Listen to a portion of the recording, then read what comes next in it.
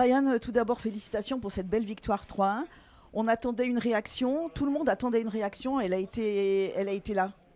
Oui, c'est vrai qu'il fallait une réaction après l'humiliation vécue face à hier la semaine passée. Maintenant, la semaine passée, on ne s'est pas mis au fond du seau et je pense qu'il ne faut pas non plus s'enflammer après cette victoire, même si elle montre quand même qu'on a du caractère. C'est le point positif, c'est que vraiment on a montré que voilà, on avait de la fierté, on avait de l'orgueil et on voulait absolument, devant notre public, laver l'affront et leur donner aussi voilà, du positif et le bonheur de fêter une victoire. On a quand même eu du caractère parce qu'on a ouvert le score, on a été rejoint au score et ensuite on a trouvé le cœur, si on peut dire, pour marquer ces 2 autres buts. Oui, c'est surtout là-dessus qu'on voit le caractère. C'est vrai que quand on a pris l'égalisation, on aurait pu sombrer après tout le travail qu'on avait fourni pour ouvrir le score. Mais ils ont des armes aussi. Ils ont des armes, ils ont quand même bien lutté. Et devant, avec Diallo qui pose énormément de problèmes avec son jeu de tête, on a souffert. On a pris le but qui est hors jeu, parce qu'on avait les infos.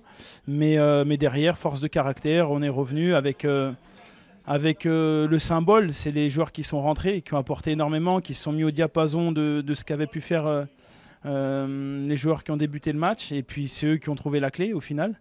Donc c'est une très belle victoire et ça va donner de la confiance à tout le monde. Oui, j'allais le dire, c'est surtout la deuxième période qui a été très, très belle.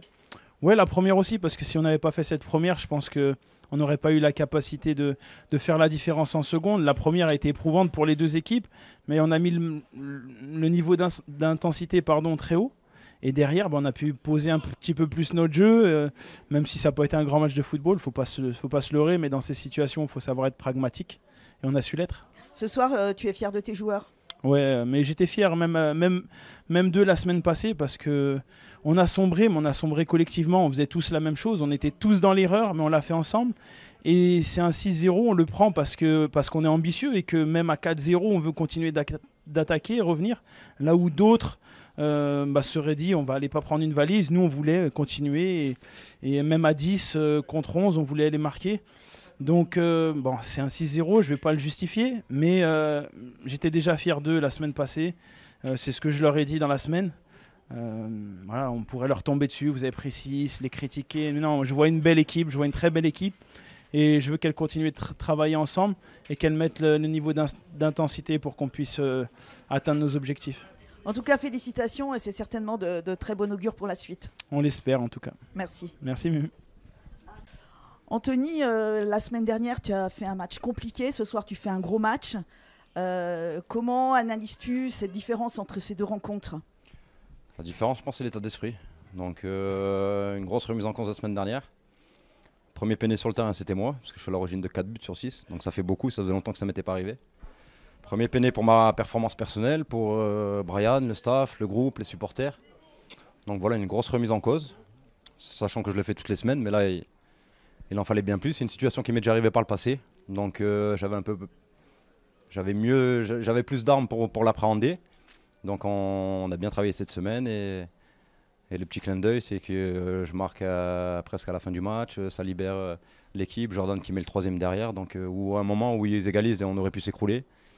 Ilyes aussi, qui était un peu critiqué comme moi ces derniers temps, donc couvre son compteur but à la maison, premier buteur avant J, donc ça, personne ne pourra lui enlever. Donc c'est une belle petite histoire et moi qui marque derrière pour le 2e but, donc non, c'est une belle soirée. Ce soir, donc, tu marques le 2-1.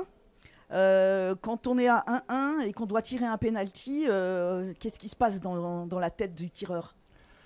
C'est un scénario que j'avais pas imaginé sur penalty, mais j'avais dit à Brian cette semaine que voilà, j'étais à l'origine de la défaite de la semaine dernière.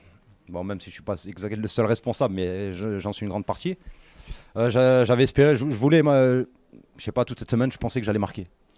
Donc justement pour essayer de rattraper cette erreur, et le sort a fait que j'obtiens un penalty. Et quoi, on obtient un penalty à presque à la fin du temps réglementaire. Donc voilà, donc je savais appréhender ce moment parce que je l'avais déjà imaginé, anticipé en fait.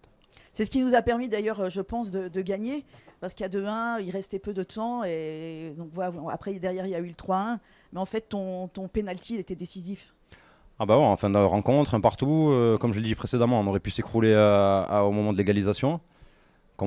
comme on a pu le faire la semaine dernière. Et là, justement, on a vu que, comme l'année dernière, je pense qu'à des moments charnières, à des moments très compliqués pour nous, et ben, on voit qu'on a une équipe qui répond présent. Merci Anthony et j'espère que c'est le début d'une belle série. Merci à vous, bonne soirée.